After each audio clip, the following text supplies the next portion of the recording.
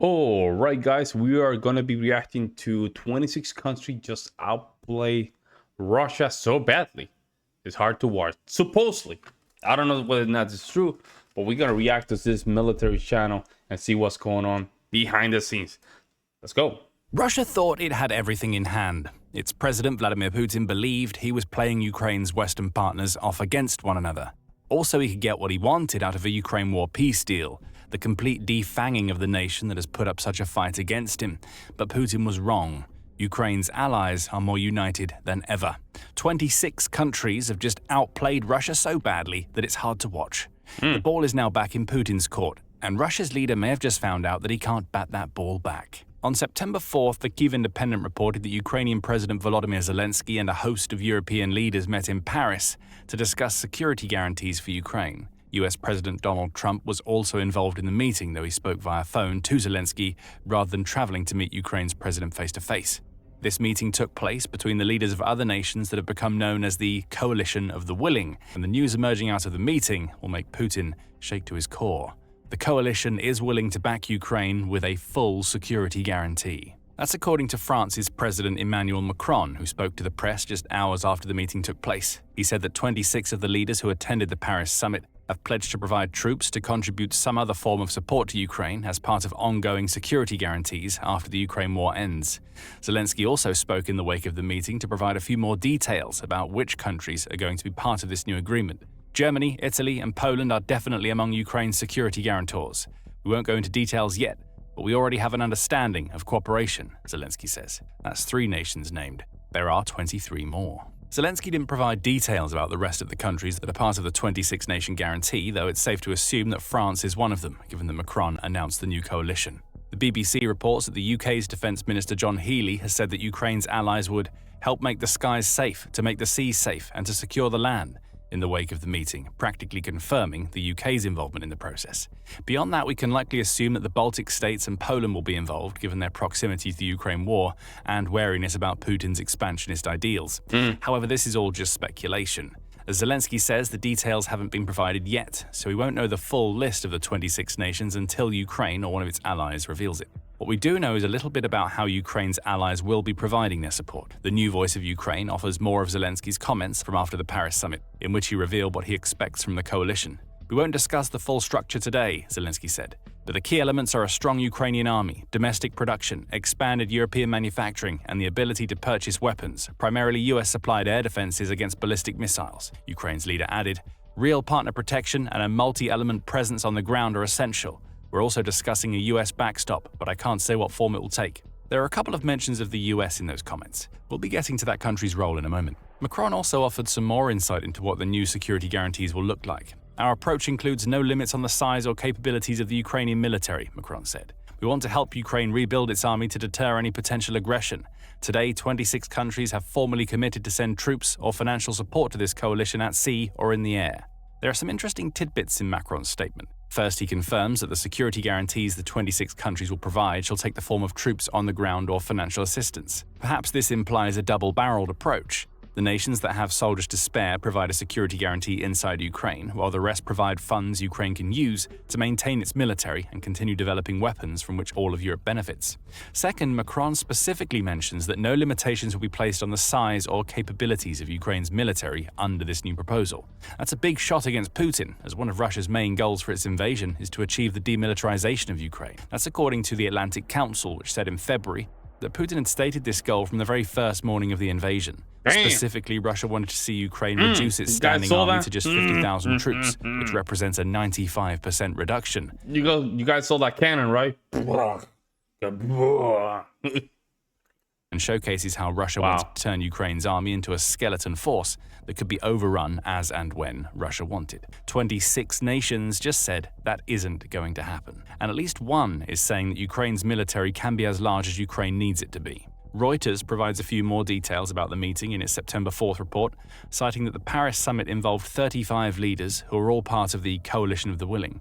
It also noted that several of the nations that provided their commitments will only do so if certain conditions are met. Germany, for instance, says that it will only decide on a military deployment into Ukraine when the conditions of the new plan are clear, particularly when it comes to the role the US will play. Italy is also wary of sending troops to Ukraine, though its Prime Minister, Giorgia Meloni, said the country would be willing to monitor any ceasefires and provide ongoing training to Ukraine's troops. She's not going to send anybody to. I'm getting to you right now.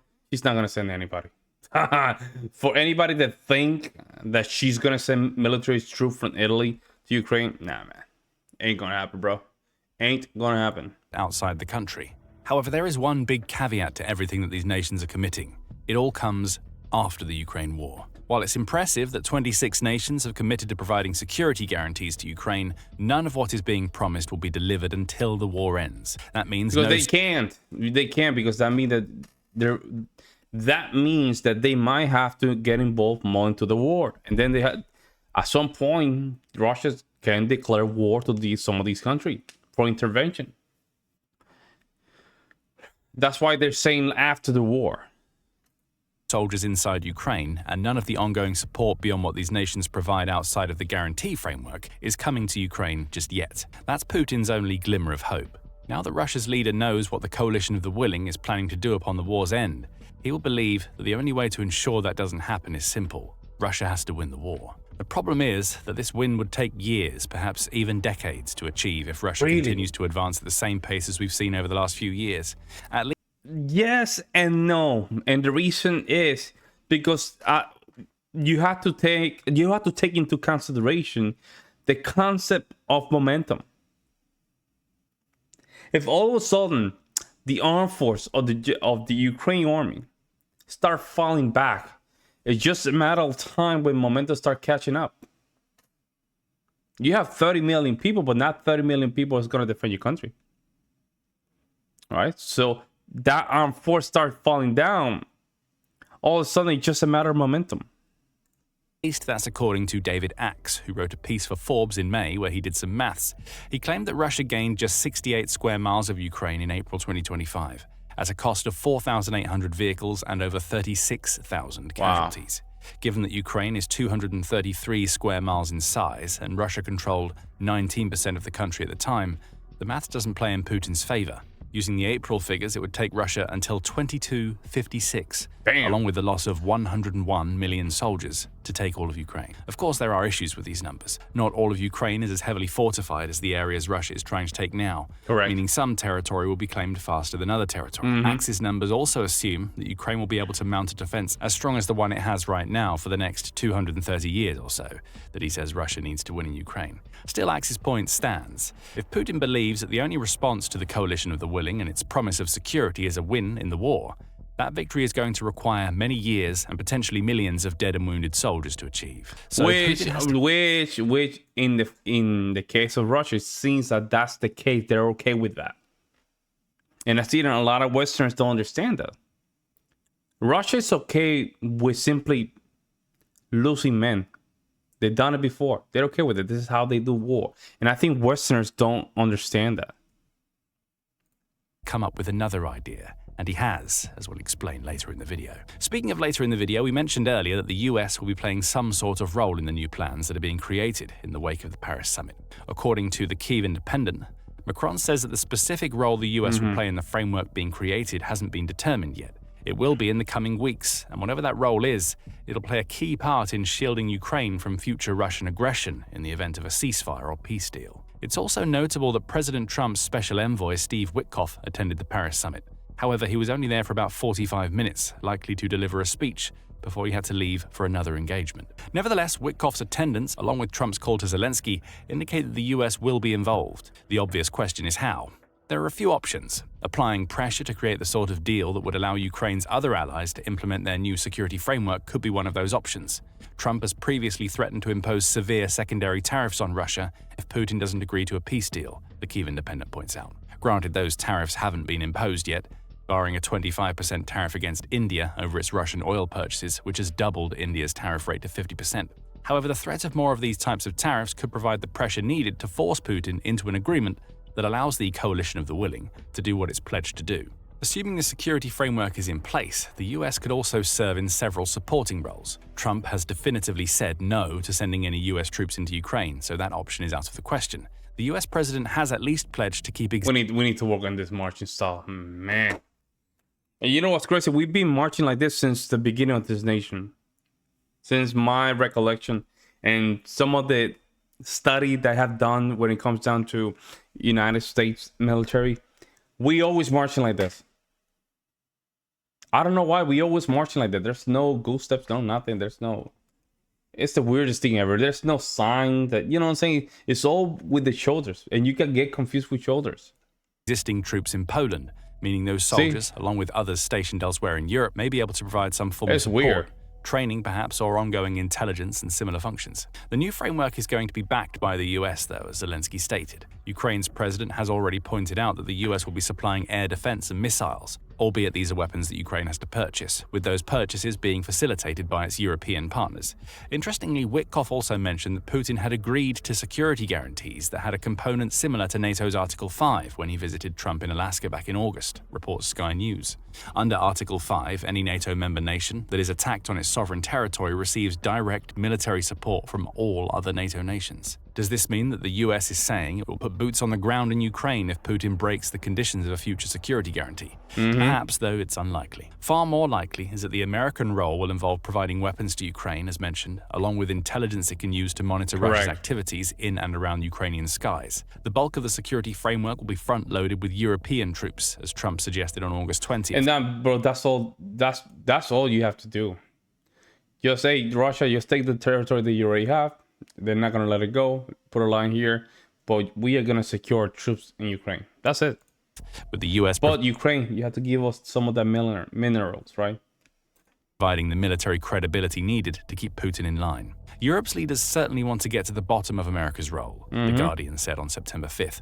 We see that already in Germany's refusal to explore what its commitment will look like until it gets some clarity from the US. Macron also subtly implied that the US should be more forthright about the role it intends to play, given that European leaders have followed through on commitments they've made to the US, The Guardian points out. The contributions that were prepared, documented and confirmed at the level of defense ministers under the strictest secrecy allow us to say, this work is complete and will now be politically approved, Macron said. In contrast, Trump reportedly gave Putin a September 1st deadline to open talks with Zelensky. That deadline has already passed. And though the US hasn't done anything to punish Russia over the missed deadline, European leaders may be looking to use it as a point of leverage to once again show Trump that Putin doesn't follow through on his commitments.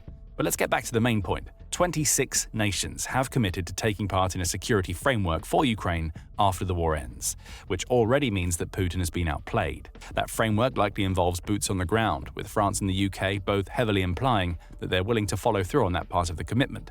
Much-needed air support is also likely to be part of the new pledge. Russia has been hitting Ukraine hard with airstrikes throughout 2025. There have been 2 strikes in the week before the Paris summit that highlight how sorely this aerial support is needed. On August 31st, Al Jazeera said that Russia hit Ukraine with a drone strike so severe that it left 60,000 civilians without electricity. Wow. And just a day before the summit, ABC News reported that Russia launched an attack that included 502 drones and 24 missiles. Damn. Ukraine managed to shoot down or suppress 430 of the former and 21 of the latter. But these strikes showcase how intent Russia is on using aerial attacks to subjugate Ukraine. That won't be a possibility if Ukraine receives stronger air support as part of the new security framework. The Kyiv Independent adds that Macron claims that Europe and the US will impose even harsher sanctions on Russia if Putin continues to refuse to take part in the peace process. Again, that's all about But how Russia. many more? Damn, how many more sanctions, man? I don't think, bro, the sanctions are not working. Like I don't think this is gonna work like that. The more sanctions, the sanctions are not working currently, so. We are sending a clear message that now all signals must be turned into reality. We have always been on the side of the law and defended a just peace. There can be no reward for aggression because it's a prelude to further wars, Macron stated. However, there's an aspect of the Paris summit that's going underreported. Ukraine's accession to the European Union, or EU. Yeah. The Kyiv Independent mentions that it was a topic of discussion, though none of the information that has been provided about the summit addresses that fact, outside of a comment from Zelensky, mentioning that accession is an important point in the context of future security guarantee. Does this mean we're about to see Ukraine become an EU member as part of the security framework? Possibly. Ukraine is certainly pushing for that membership, having applied to become part of the EU in February 2022. The country has been an official candidate since June of that year. According to Politico, European Commission President Ursula von der Leyen also suggested that Ukraine could become an EU member fairly soon in February 2025. I really appreciate the political will that is there, von der Leyen said. I would even say Ukraine's merit-based process, if they continue at that speed and at that quality, perhaps they could be earlier than 2030. That might seem like a long way away, but the 2030 date is actually well within the average time that it takes a candidate nation to become an EU member. Pew Research Center says that the average time from candidacy to official accession is 9 years among the EU's current 21 members, meaning Ukraine would actually be a little ahead of schedule if it becomes a member in 2030. Perhaps acceleration of that membership may be on the cards now that the new security framework is in place. It makes sense. What do you guys think? Do you guys really think that Ukraine will become a European Union member? I don't know, man. I don't see it happening. I definitely don't see it happening. Ukraine becoming an EU member upon the war's end, with that membership then making it easier for the 26 nations in the coalition of the willing to do their parts.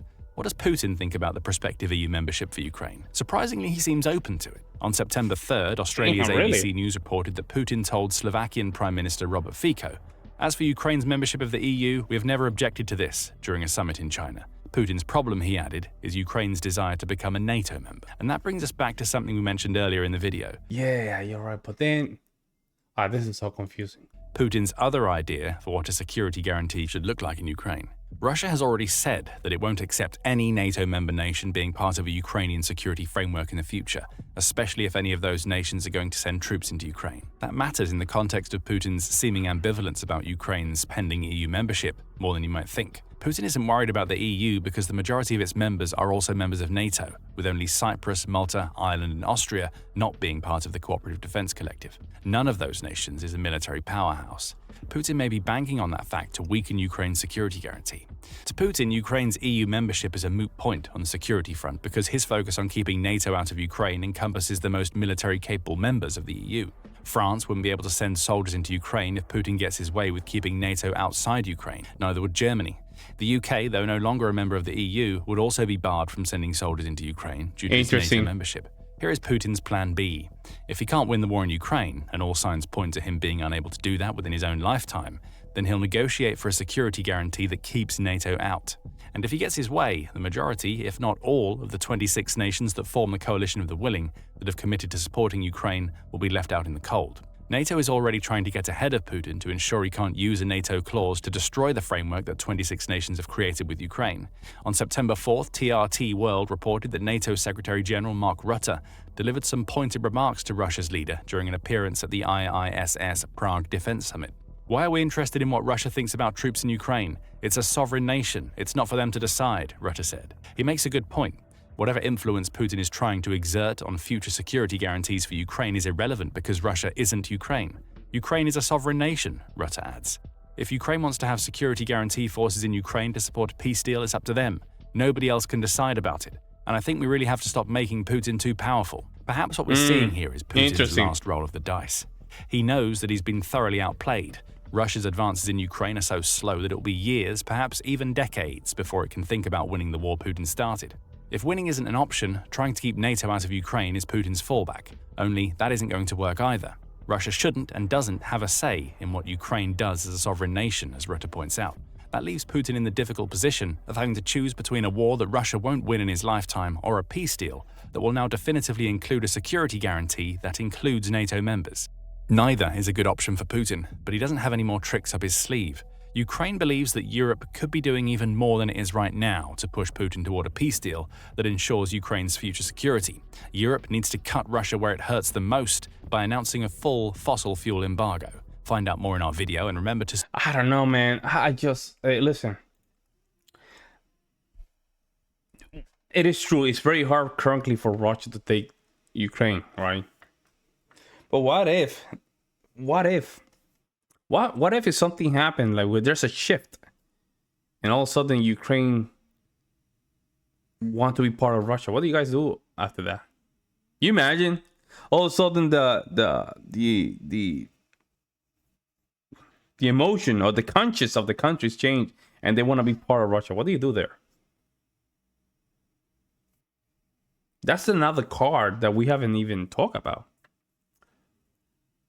That's another card that we even haven't talked about. Let me know what you guys think in the comment section below, guys. I would love to hear you guys' opinions on this. It'll be very interesting. I'll see you in the next one.